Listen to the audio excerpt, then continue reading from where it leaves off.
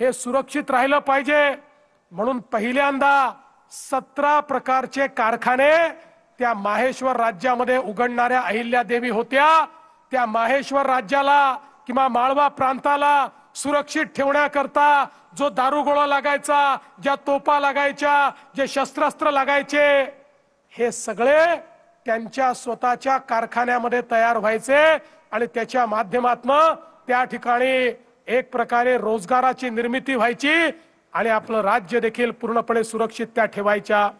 त्या काळामध्ये घाटामध्ये ज्यावेळी दरोडेखोरांचा सुळसुळाट झाला त्यावेळी रानावनात राहणाऱ्या भटक्या आदिवासी सगळ्यांना एकत्रित करून त्यांची सेना तयार करून त्यांना त्या ठिकाणी प्रशिक्षित करून त्यांच्या हातामध्ये शस्त्र देऊन त्यांनाच त्या घाटाची रानावनाची सुरक्षा दिली आणि लोकांना लुटणारे जेवढे लुटारू होते त्या लुटारूंवर कारवाई करण्याचं काम हे अहिल्यादेवींनी केलं।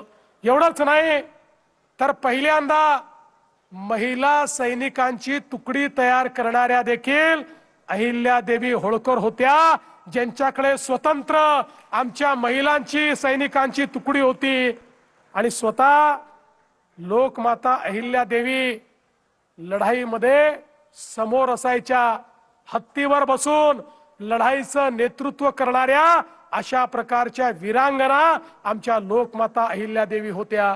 न्यायालयाची स्थापना केली। आपण आज जी न्यायालयाची पद्धत पाहतो तसं ग्राम न्यायालयापर्यंत प्रत्येक ठिकाणी न्यायालय त्यांनी तयार केले आणि सगळ्या न्यायाधीशांना सांगितलं गरीबाला न्याय मिळाला पाहिजे।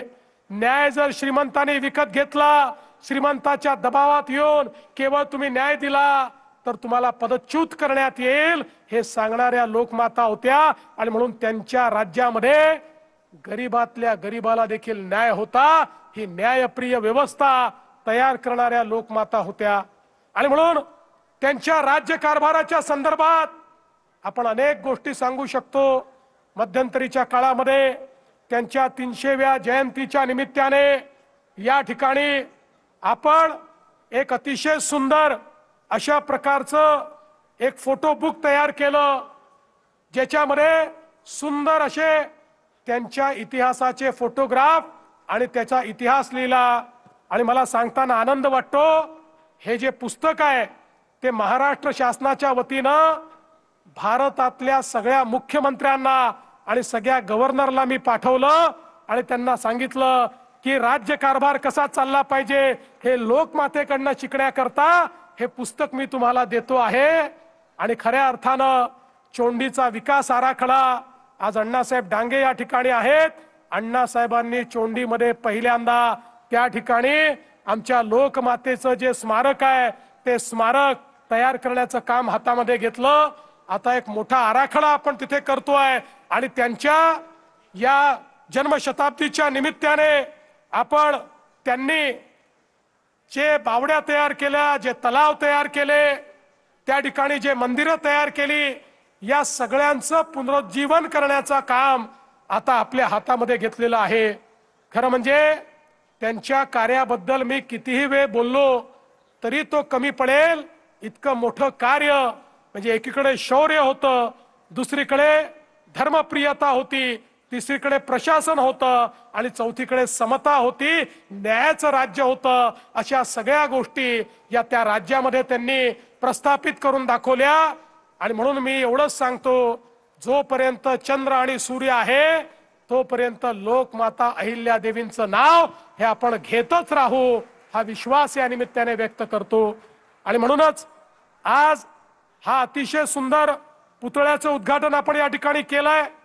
त्यासोबत आपण 5 उपकेंद्र देखील दिली आहेत।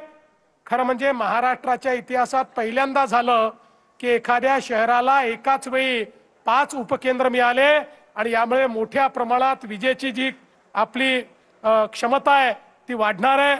त्यासोबत मला याही गोष्टीचा आनंद आहे की आज जिल्हा प्रशासनाने झोपडपट्टीमध्ये पट्टे वाटप सुरू केलेलं आहे।